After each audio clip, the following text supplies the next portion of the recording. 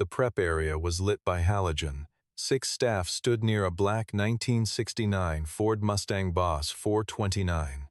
The new director of authentication stopped 2 feet behind the man in the gray contractor uniform and did not lower her voice. "This isn't a petting zoo," she said. "Take your kid and go." She picked up her phone before he finished speaking. She did not look at him again. 12 feet behind her, a 7-year-old boy held a small gray cloth notebook in his right hand and a wooden pencil in his left. He was not watching the woman. He was watching the dashboard of the Boss 429. He lowered the notebook to his hip. He wrote a number. The man set the vacuum down. He walked past his son, said something too quiet for anyone else to hear, placed one hand on the boy's shoulder, and walked toward the exit. He had read that number before. Owen Reeves was 41. He had a 2-bedroom apartment on the 2nd floor of a beige building in Scottsdale, Arizona. The kitchen counter held exactly 2 coffee mugs and 1 cereal bowl, green, slightly chipped at the rim. The bookshelf in the living room held manuals, not novels. In the corner of the closet, pushed back behind a stack of folded jackets, was a row of black binders labeled in his own handwriting. Haggerty 2014 through 2019. He had not opened them in 4 years. He had also not thrown them out. His son Wyatt was 7. The morning routine did not change. Cereal in the green bowl. Milk first, then cereal. Never the other way. In the left pocket of his coat, every day, Wyatt carried a small gray cloth notebook the size of his palm. The cover was soft where it had been held. On the first page, in blue fountain pen, slightly slanted to the right, was the name Wyatt Reeves. His mother had written it. Sarah had given him the notebook in the spring of his 5th year. She had thought he might want a place to put the numbers. He was already counting in his head. He had counted 1,000 things by then. The book had been her idea. She had written his name in it and given it to him on a Tuesday morning. She had been gone before the summer was over. Some things, Owen had decided, you just kept. There had been a desk once that faced the Sonoran sun, a phone with his real name in the directory, a weekly call list of 36 collectors. He had closed all of that 4 years ago on a single handwritten letter, mailed first class. In the drawer of his bedside table, he still had a stack of printed photographs of engine bays and B-pillar stamps and trunk floors. He did not look at them anymore. He had not thrown them out either. He cleaned cars for a living now. The badge said so. Before I tell you what happened when Wyatt opened that notebook in the main pavilion, tell me where you are listening from today, and whether anyone in your life was ever judged by their uniform before anyone bothered to learn what they had built. Drop it in the comments. Stay with me until the end. Barrett-Jackson Auction Week in Scottsdale was the biggest event on the muscle car calendar. Westworld of Scottsdale, the converted equestrian park on the edge of the city, opened its gates the week of the Super Bowl every year and put 1,300 cars on the field. The bidders came from 12 countries. The cars came from 3. The money came from everywhere. Owen Reeves had worked contract cleaning for the prep area for 6 auction weeks now.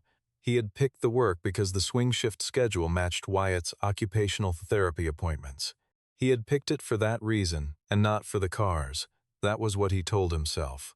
From the outside, he was exactly what the badge said. Contract cleaning staff, prep area, swing shift. The badge did not say anything about what he had signed his name to before he had picked up a vacuum. It did not need to. Nobody had ever asked. Diana Foley had been hired from Meckham Auctions the week before. Director of Authentication, Barrett-Jackson, Scottsdale Division, 44 years old.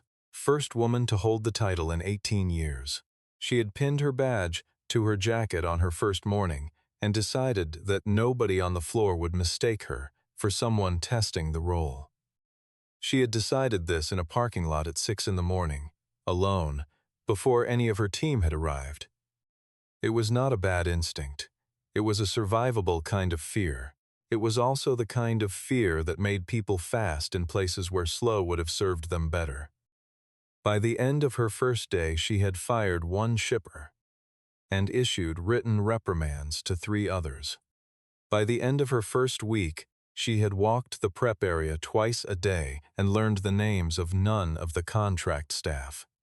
She did not need their names. She needed the floor to look like she was running it. That was where she was. The afternoon Owen Reeves looked at the dashboard of a black Boss 429 and said 3 words to himself under his breath.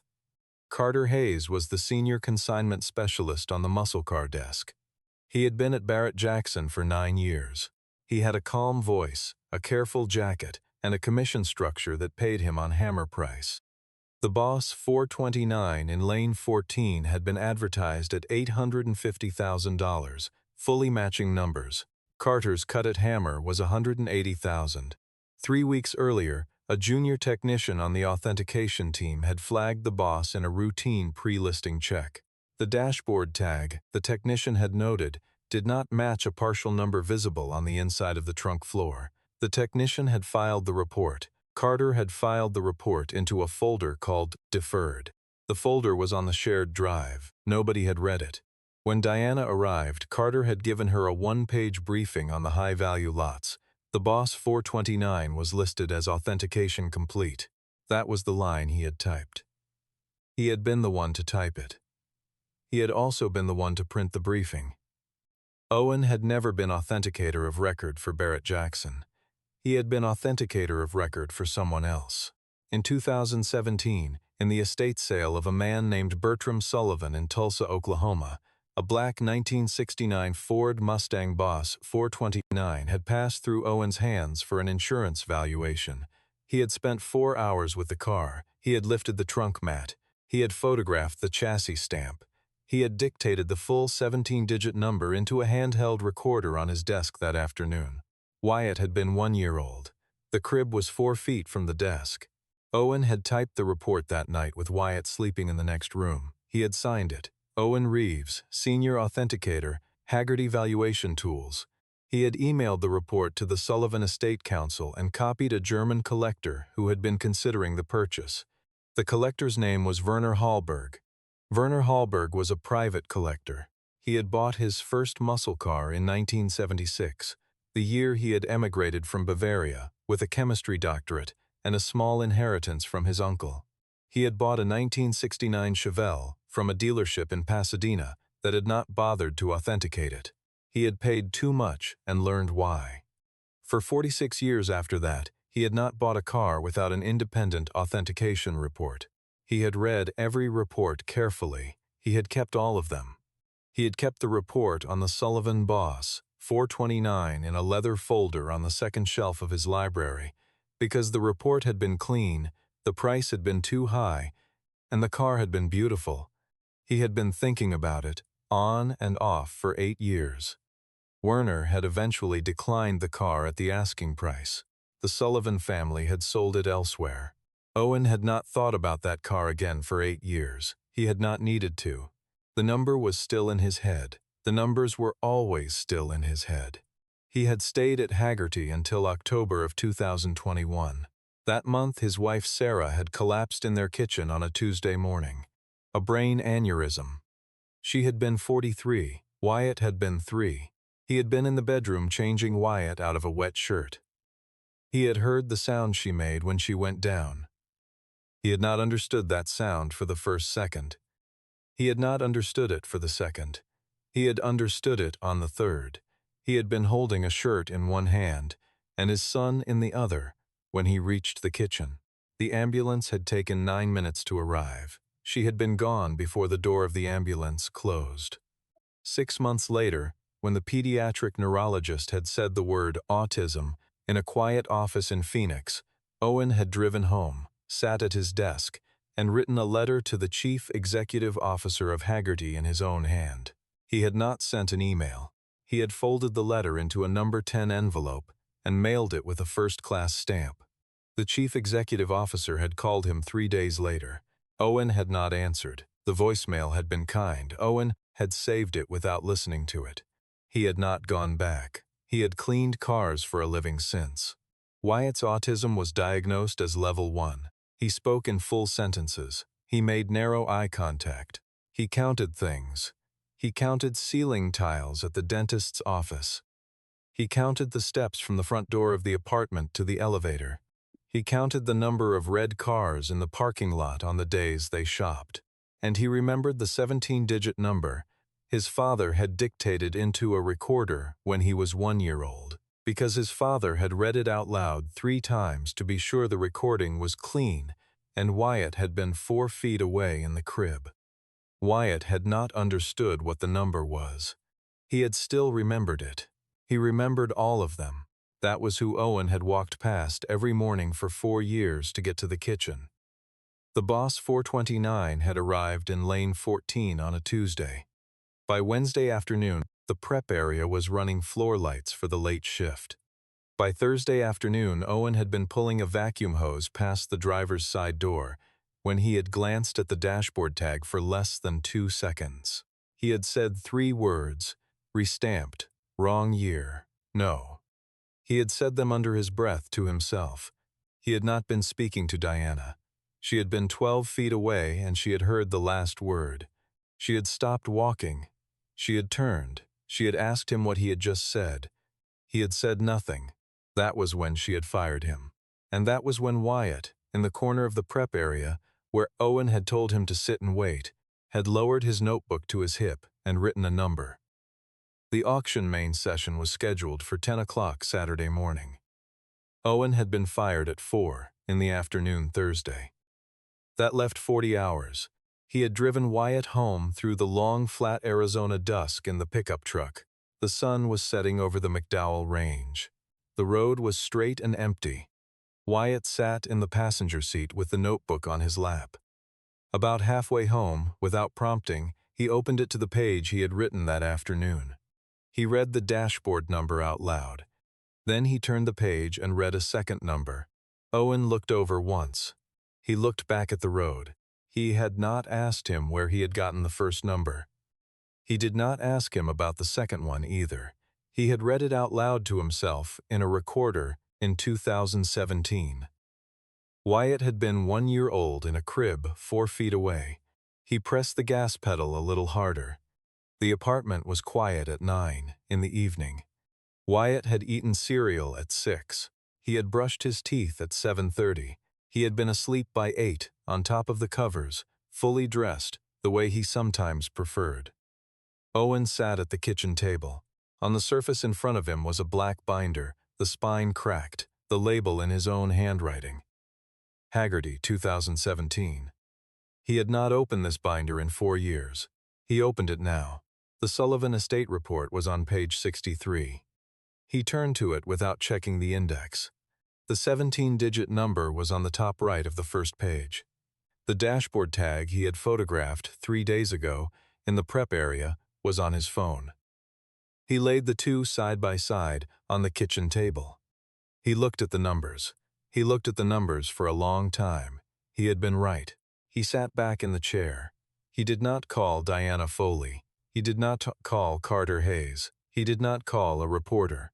In the bottom drawer of the kitchen built-in, he kept a small wooden box that had been Sarah's.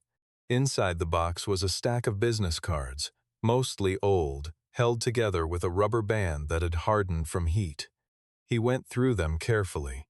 The third one from the bottom was thicker than the others. Cream-colored cardstock, black ink, German typesetting, Werner Hallberg, Munich, a phone number, an email address.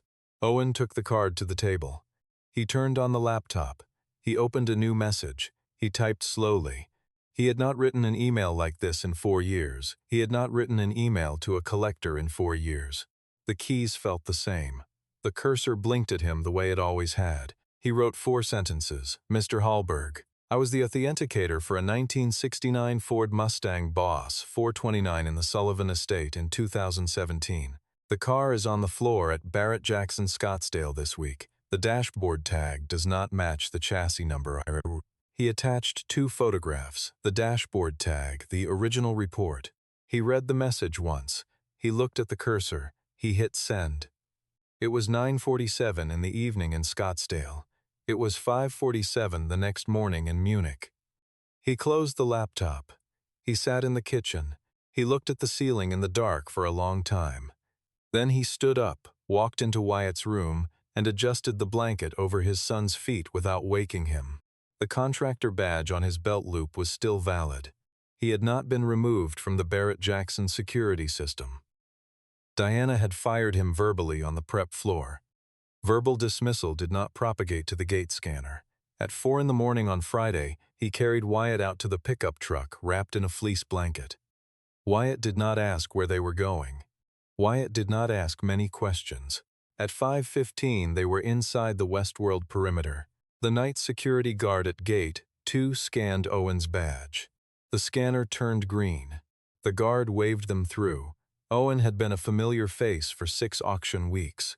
The guard did not ask why a contract cleaner had a child with him at 5 a.m. Some people had a feel for when not to ask. Diana was not on the floor. The prep area was lit at 20%. The air smelled like cold concrete and old engine oil. Somewhere in the back of the building, a compressor cycled on for 30 seconds and then went quiet. A second-shift technician on the far side of the room was eating a granola bar and reading a screen. He did not look up. Owen led Wyatt to lane 14.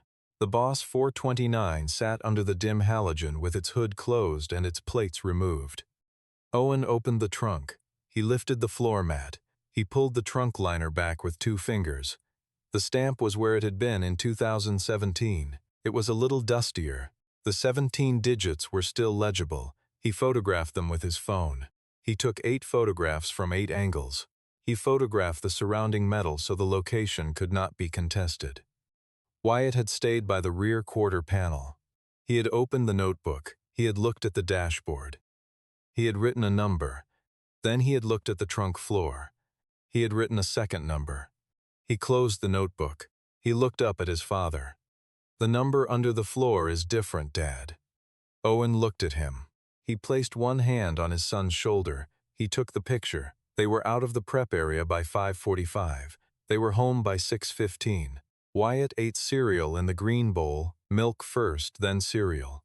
At 7:45 Arizona time, the laptop chimed. Werner Hallberg had replied. 3 sentences. "I still have the original. I am in Phoenix tomorrow. I will be in the front row." Owen read the message once. He did not reply. Some confirmations did not need an answer. He spent the rest of Friday with Wyatt. He took him to the therapy appointment at 2. He sat in the waiting room and read nothing. He made spaghetti for dinner. He did not look at his phone. At 7:30 Friday evening, Wyatt sat at the kitchen table with cereal again. He had asked for cereal instead of dinner the second time. Owen had not argued. The notebook was open on the table next to the green bowl. Wyatt was writing the day's numbers. A license plate, the number of stairs at the therapy office, the dashboard tag from the Boss 429, the trunk floor stamp from the Boss 429. He turned the page. There were 4 blank pages left in the notebook. Owen sat down opposite him. He watched him write. The first page of the notebook, 4 years old now, still said Wyatt Reeves in blue fountain pen. The handwriting was slightly slanted to the right. It was Sarah's handwriting. Wyatt had filled 80 pages since. "You finished it," Owen said. Wyatt looked up almost. Owen reached into the kitchen drawer behind him. He pulled out a small gray cloth notebook, the same size as the one on the table. He had bought it in January and not given it to him. He had not been ready. He put it on the table next to the old one. He did not open it yet. Owen put Wyatt to bed at 8:30. He read him a chapter from a book about trains. He did not read with much feeling. He read with the steady voice of a man whose son needed the same voice every night. Wyatt was asleep by the 3rd page. Owen sat by the bed for a long time after that. The notebook was on the nightstand, next to the new one Owen had put there before turning off the light. Owen looked at the 2 notebooks side by side. He did not move them. He turned off the lamp. He stood in the hallway in the dark for what might have been 30 seconds and might have been 5 minutes. Then he went into the kitchen and sat at the table, with the binder still open to page 63. He stayed there until 2 in the morning. He did not read. He sat. Saturday morning was clear and cold for Arizona. Owen pulled on a clean blue flannel and khaki pants. He pulled the Haggerty badge out of the bottom drawer of the dresser for the first time in 4 years. He looked at it. He put it back in the drawer. He did not need it. Wyatt wore a white polo shirt and brown corduroy pants. The notebook went in the left pocket of his coat. The new notebook stayed on the kitchen table. They arrived at Westworld at 9:15. The main pavilion was already filling, 200 bidders, a dozen cameras, a live auction feed running to 12 countries. The Boss 429 sat in lane 14 under the staging lights. Carter Hayes stood next to it with a clipboard and a calm face. Diana Foley walked the perimeter of the pavilion in a charcoal jacket with her hair pulled back. In the VIP section, second row from the front, in a navy wool coat that was too warm for the room, sat a small old man with a wooden cane between his knees. Werner Hallberg did not look at Owen. Owen did not look at him. Owen stood 3 meters from the car. Wyatt stood beside him. Diana saw Owen. She crossed the pavilion floor at a deliberate pace. Her face was set, the way faces set when they are about to repeat a thing they already did. Before she opened her mouth, Wyatt stepped forward. He walked to the front of the Boss 429. He opened the notebook. He looked at the page in front of him. He began to read. 17 digits. He read them slowly, the way a child reads when he is counting stones. He did not look up at anyone. Diana stopped in the middle of her stride. Carter Hayes turned his head. Werner Hallberg stood up in the second row. He did not hurry. He set his cane on the floor with the care of a man whose knees knew the cost of standing too fast. He took his time stepping out of his row. The room got quiet. Werner moved through the bidders in the front row with the slow deliberateness of a man who had walked through more important rooms than most of the people in front of him had ever entered. The cane made a soft sound on the pavilion floor. 60 feet. 28 seconds. Nobody spoke. He stopped in front of the Boss 429. He did not look at Diana. He looked at the dashboard. Then he looked at Wyatt. The boy was still holding the open notebook against his chest. The 17 digits still in the air like a number that had been waiting 8 years to be read out loud in a place where it would matter.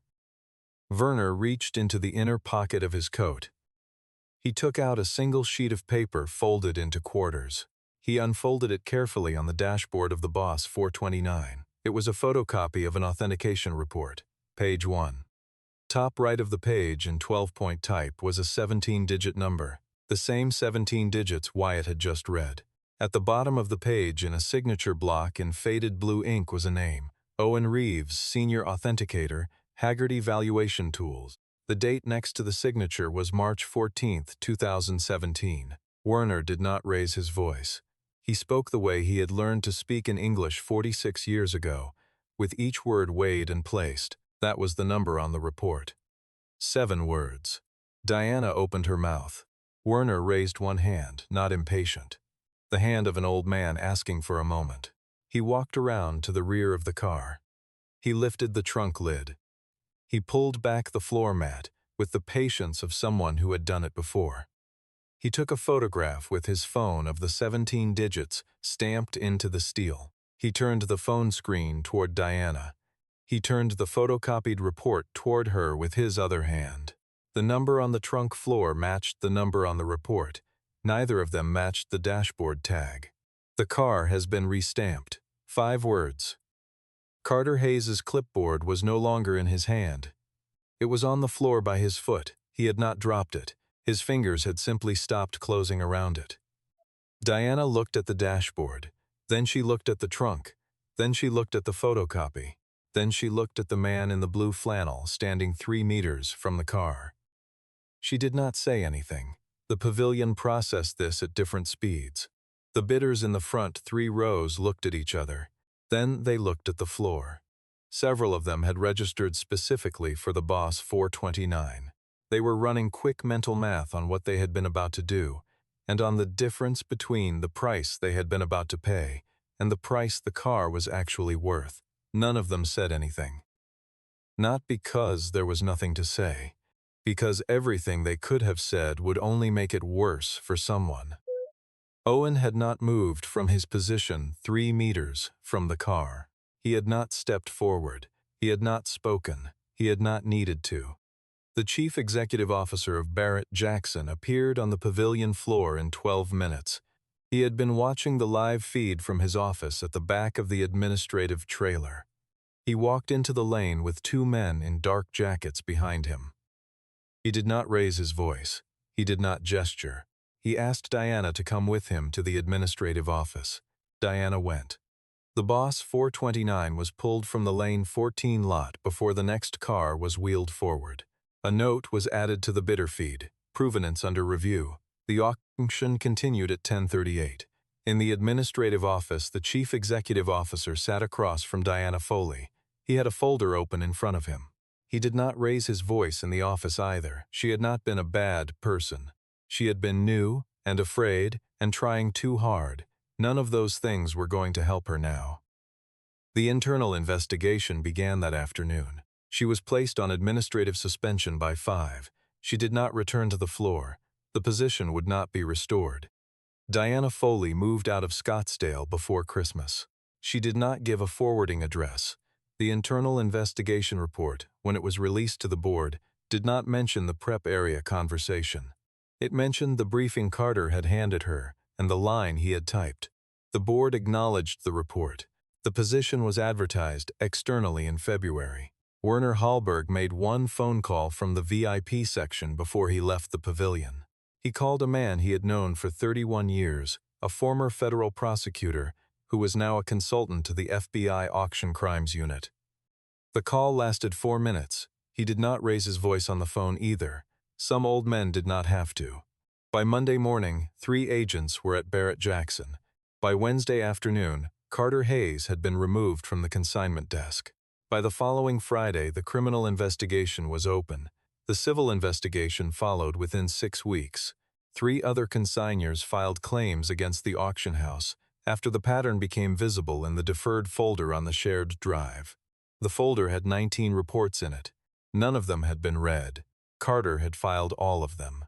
The exposure to the auction house after settlements was estimated at just over $3 million. Carter's exposure was different in kind. A federal indictment came in the spring. He did not return to the industry. But this was Saturday, 10:38 in the morning. None of that had happened yet. The pavilion had not gone back to normal. There was no normal to go back to. Bidders sat where they were. Cameras kept rolling because nobody had told the operators to stop. The auctioneer at the podium had set his gavel down beside the microphone and was now standing very still with his hands flat against the wood. Owen was still standing 3 meters from where the Boss 429 had been. Wyatt was still holding the notebook against his chest. Werner walked across the pavilion floor with the cane. He stopped in front of the boy. He lowered himself onto one knee, the way old men lower themselves. Slowly, one hand on the cane. He looked at Wyatt. He did not ask to see the notebook. He waited. Wyatt did not look at his eyes. He looked at his shoulder. "I wrote it down," Wyatt said. "It was always there." Werner nodded. He used the cane to stand back up. He turned to Owen. The 2 men did not embrace. They did not shake hands right away. Werner said one sentence. "The right number has the right name now." Owen put his hand on Wyatt's shoulder. He did not need to. Diana Foley asked to speak with Owen privately at 4 in the afternoon. They met in a borrowed office in the administrative trailer. Wyatt sat in a chair in the hallway with a staff member who had given him a cup of orange juice with ice. Diana did not explain the pressure of the first week. She did not mention Meckham. She did not list the reasons she had walked into the prep area the way she had walked in. She looked across the desk at the man in the blue flannel she had fired 48 hours earlier. "I am sorry," she said. "I should have asked you what you were doing in that prep area. I did not. That was my failure." Owen looked at her for a moment. "I accept that. No conditions, no performance of magnanimity." He did not need to make her accountability into a longer story than it was. She nodded. She closed the folder in front of her. She did not have anything else to say, neither did he. He stood up. He walked out into the hallway, lifted Wyatt from the chair, and walked out of the trailer into the long Arizona afternoon. The pickup truck started on the first turn. 6 weeks later, a letter arrived at the apartment in Scottsdale. It was handwritten. The envelope was cream-colored, with a return address embossed in dark blue. Haggerty Valuation Tools, Traverse City, Michigan. The letter was 4 paragraphs. The chief executive officer wrote it himself. He offered Owen a consulting role, part-time, remote, scheduled around Wyatt's therapy appointments and school. Reports submitted electronically. No travel required. Owen read it once. He read it twice. He put it on the kitchen table next to the new gray cloth notebook he had not opened yet. He accepted by return mail. He did not call. He did not send an email. He folded a single sheet of paper into a number 10 envelope and mailed it with a first-class stamp. The chief executive officer did not call him this time either. Some understandings did not need to be reconfirmed. He had stood at the mailbox for a long moment, with the envelope in his hand before he had let it go. He had not realized he was going to stand there. He had not realized he was going to be the one to be afraid. Wyatt had been in the car at the curb with his seatbelt on, holding the green bowl in his lap. When Owen had gotten back in the truck, Wyatt had handed him the bowl without being asked. That had helped. By October, Owen had a desk in the corner of the living room that faced the Sonoran sun. The binders had moved out of the closet. They sat on a low shelf where he could reach them without standing. There was a new laptop, a new printer, and a new logbook. Wyatt came to the desk after school every day at 3:45. He brought the green bowl with him. The cereal went into the bowl on the corner of the desk. Milk first, then cereal. Owen wrote authentication reports in the morning. He picked Wyatt up from school at 2:30. He sat at the desk in the afternoon while Wyatt sat across from him with the notebook. One evening in late October, after Wyatt had finished his cereal, Owen opened the new gray cloth notebook for the first time. He had bought a fountain pen with blue ink. He had been keeping a small bottle of the same blue ink Sarah had used. He had been keeping it 4 years. He had not been ready to use it. He turned to the first page of the new notebook. He wrote Wyatt Reeves. His handwriting was not Sarah's. Sarah's letters had slanted slightly to the right. His were vertical, careful, the way an engineer writes a part number. Both of them were the boy's name. Both of them were correct. Wyatt watched him write. He looked at the new notebook on the table. Then he looked at the old notebook on the shelf above the desk. The old one was closed, with the cover slightly worn at the corners and the spine softened from 4 years of being carried in a coat pocket. "Now there are 2, Wyatt said. "Yes," Owen said. Wyatt opened the new notebook to page 2. He wrote a number. Owen did not ask what it was. Wyatt turned the page. He looked at the cover of the old notebook on the shelf above the desk. For a long second, neither of them moved.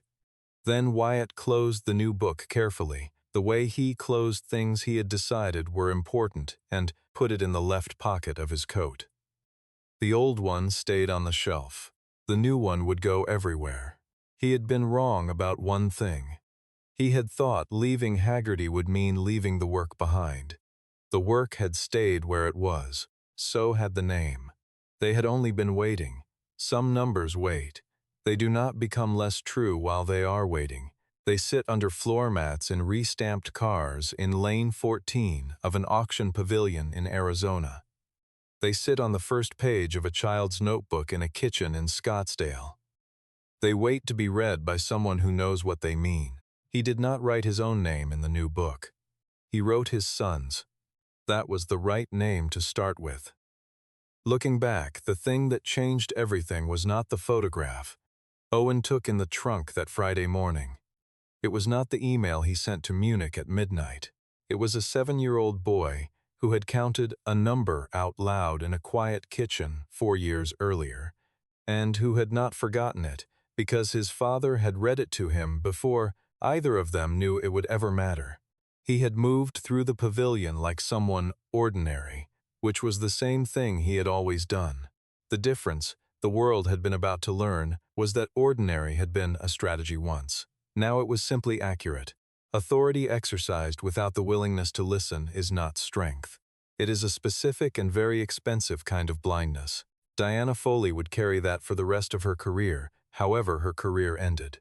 Some numbers cannot be filed away. They can be re-stamped over, buried under wrong floor mats, attached to the wrong car for years. They stay where they are, underneath, patient, waiting to be called on by someone who remembers what they were. If you had been in that pavilion that morning, would you have walked over to the boy with the notebook, or would you have walked past him like everyone else had? Our team works hard to create stories dramatic enough to entertain, but meaningful enough to leave a lasting message. Everything in this video is completely fictional and was created only to share meaningful lessons through an entertaining story. We hope it encourages you to value what is real, look past the surface of the people around you, and never let a first impression write the final word on anyone's worth.